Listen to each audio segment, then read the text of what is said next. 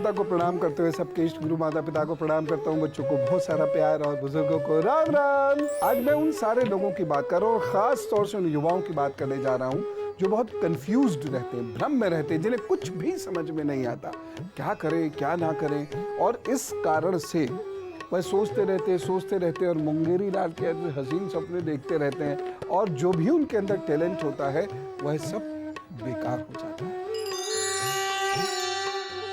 यूं तो मन साधना बहुत आसान नहीं है, लेकिन मन साधना भी पड़ता है। मन सधाया जा सकता है, मन सधता नहीं है, इसके लिए अनेक ग्रह भी जिम्मेदार होते हैं, आपके व्यवहार भी जिम्मेदार होते हैं, लेकिन फिर भी गलत चीजों को सही किया जा सकता है। काल्पनिक जीवन में चंद्रमा और केतु बड़ा विचरण कराते हैं, यानी चंद्रमा और केतु हमेशा आपको कल्पनाओं में घुमाते रहेंगे। साइकिल पे चला जा रहा है और वो नाम भूल गया मैं, चूड़ी वाली गाड़ी होती है, इसमें चूड़ी ऐसे ऐसे बनी होती है बहुत सारी, उस गाड़ी के बारे में मैं यहाँ ड्राइविंग कर रहा हूँ, साइकिल पे चले जा रहे हैं, आगे पत्थर आया, धुड़क लुढ़क गए, यानी जो था उसका भी सदुपयोग नहीं हुआ, नुकसान उठाया। ये ऐसा उदाहरण है जो युवा या जो बच्चे हैं वो समझ गए होंगे मैं क्या कहना चाहता हूं। चंद्रमा और केतु एक ऐसी धरातल पर विचरण कराते रहते हैं आपको जिसका कोई ठोस आधार नहीं होता, और ऐसे बच्चे जीवन पर्यंत कल्पनाएं करते रहेंगे, बड़ी बड़ी बातें करते रहेंगे, लेकिन काम उतने बड़े नहीं करेंगे। हमेशा जब काम करने का वक्त आएगा तो परिस्थिति को दोष दे देंगे, लोगों को दोष दे देंगे, फिर अपने कल्पना सपने देखने शुरू कर देंगे, लेकिन काम नहीं करेंगे। इसलिए कोई विशेष तरक्की जीवन पर्यंत उन्हें नहीं मिलती, कोई विशेष सफलता जीवन पर्यंत उन्हें कहीं नहीं मिलती, और ऐसे लोग हास्य का पात्र भी बन जाते हैं। मुख्य ग्रह यदि कमजोर हो तो व्यक्ति के जीवन में कोई लक्ष्य नहीं होता, उसे मालूम ही नहीं होता वो क्यों है, उसे मालूम ही नहीं होता वो धरती पे क्यों आया है, क्या करेगा, उसका टैलेंट क्या है, उसे पता ही नहीं होता है कि वह जीवन जी क्यों रहा है, उद्देश्य क्या है। और जिस व्यक्ति को उसका उद्देश्य नहीं मालूम, वो व्यक्ति पशु के समान है, चला जा रहा है, पीछे से कोई हाँक देगा तो तेज चलने लगेगा, कुछ नहीं पता, अनजानी सड़क पर चला जा रहा है। हमेशा ऐसा व्यक्ति क्या करूं क्या ना करूं के बीच में झूलता रहता है। मुख्य ग्रह जिसका कमजोर होगा, कंफ्यूजन के साथ साथ बीमार और परेशान भी वह रहेगा। यदि कोई व्यक्ति भ्रम की स्थिति में रहता है तो उसे उसके उपाय जरूर करना चाहिए, अन्यथा जीवन पर्यंत तो बड़ी दुर्गति होती है। और यह मैं एक चीज आपको कहना चाहता हूं कि यदि आपके चंद्र केतु और मुख्य ग्रह का योग ठीक नहीं है तो जो व्यक्ति आपको ठीक करने के लिए सही सलाह देगा भी, आप उसी के खिलाफ खड़े हो जाएंगे, क्योंकि आप कल्पनाओं में तो बहुत बड़े आदमी बन चुके हैं, कल्पनाओं में तो आप सारी दुनिया के मास्टर बन चुके हैं, सारी दुनिया के टीचर बन चुके हैं, सारी दुनिया के प्रेसिडेंट बन चुके हैं। इसीलिए आप वास्तविक जीवन में किसी की बात सुनेंगे ही नहीं, समझेंगे नहीं, उससे आपके अहम का टकराव होगा। और आप देख लीजिएगा ऐसे लोग किसी के नहीं होते, ऐसे लोगों का कोई नहीं होता, कोई रिश्ते नाते उनके नहीं होते, वो एक ख्याली दुनिया में रहते हैं और उसी दुनिया में उनके दोस्त होते हैं, उसी दुनिया में वो बहुत कुछ बन जाते हैं, हकीकत की धरातल पर वो नहीं होते हैं। अब जो मैंने आपको तकनीकी बात बताई चंद्र केतु मुख्य ग्रह की, बहुत सारे लोग इसे नहीं समझ पाए होंगे, मैं इसे हाथ पर भी समझाता हूँ। चलिए मेरे क्लास में अब मैं आपको हाथ पर वो रेखाएं बताता हूँ जो यदि आपके हाथ में है तो या तो कंफ्यूज स्थिति में रहेंगे या आप कल्पनाओं की दुनिया में विचरण करेंगे, यानी जो भी स्थिति हो आप अपनी काबिलियत को दुनिया के सामने ला नहीं पाएंगे और एवरेज जिंदगी गुजार पाएंगे बस। लेकिन उपाय करके सब ठीक हो सकता है, मैं बार बार कहता हूँ। कुछ लोगों को कंफ्यूजन की बात मैं पहले कर रहा हूँ, कुछ लोगों को अपने ही बारे में कंफ्यूजन होता है, भाई हम तो ये भी जानते हैं, वह भी जानते हैं, वह भी जानते हैं, बड़ी स्थिति थोड़ी सी गंभीर हो जाती है। एम्बिशंस, ये इस हाथ में माइंड लाइन नहीं होती, हार्ट और माइंड की एक ही लाइन होती है, सेम ही लाइन बन जाती है। इसमें एम्बिशंस बहुत होती हैं, इसमें गुण बहुत होते हैं, लेकिन समस्या क्या होती है कि वह अपने को अपने ही अहम के शिकार हो जाते हैं। मैं ये कहूं तो गलत नहीं होगा, वह दूसरों की कमियां निकालते निकालते उनकी रेखा को छोटा करने में इतने व्यस्त हो जाते हैं कि अपनी रेखा को बड़ा नहीं कर पाते। और ये नाकामी का एक बहुत बड़ा कारण है बच्चों। भाई बड़े तो जो जानते हैं उन्हें मैं क्या समझाऊं, जो नहीं समझना चाहते उन्हें मैं समझा नहीं सकता, लेकिन बच्चों को तो मैं समझा सकता हूं।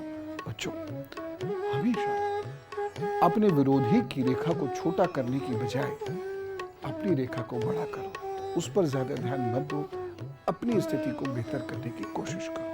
नहीं तो तुम उसमें उलझ जाओगे और उससे बुरी स्थिति में चले जाओगे। अपने में मेहनत करोगे तो अच्छा है। अगर ये रेखा एक हाथ में है तो फिर भी चलो मैनेज हो जाएगा, शायद मैनेज हो जाएगा। लेकिन अगर ये रेखा दोनों हाथों में एक सी है तो स्थिति बहुत खराब हो जाएगी। ऐसे व्यक्ति के अंदर टैलेंट तो बहुत होगा, लेकिन उसकी ईगोज इतनी हाई हो जाएंगी कि वह हर एक के अंदर नुक्स निकालेगा, खुद कुछ काम नहीं करेगा। ये एक रेखा हुई। दूसरी रेखा को समझो भैया,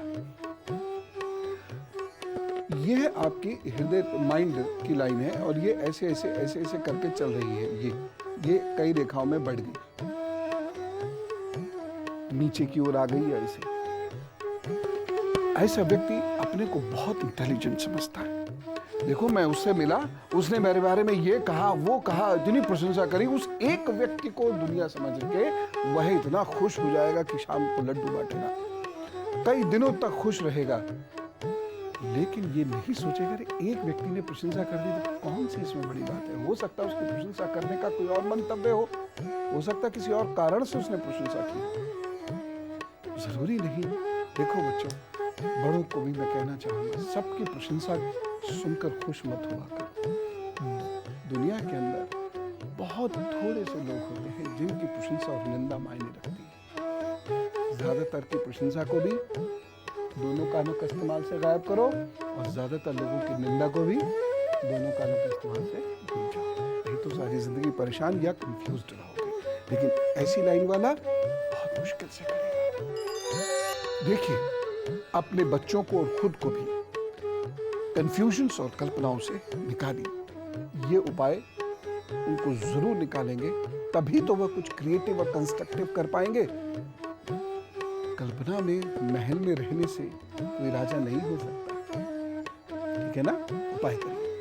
बहुत सारे बच्चों के मन में ये भ्रम उत्पन्न हो रहा होगा या उनके प्रश्न ये उनके मन में उत्पन्न हो रहा होगा कि पहला उपाय लिखिए, दिमाग को दुरुस्त करने के लिए, चंद्र केतु को मजबूत और बेहतर करने के लिए माथे पर केसर का तिलक लगाना शुरू करें। जहां एक और यह आपको कल्पनाओं की दुनिया से निकालकर कर्म की दुनिया में स्थापित करेगा, साथ ही साथ आपकी इंट्यूशन भी इंप्रूव करेगा और उसके साथ साथ आपके मित्रों आदि का सहयोग भी आपको दिलवाएगा।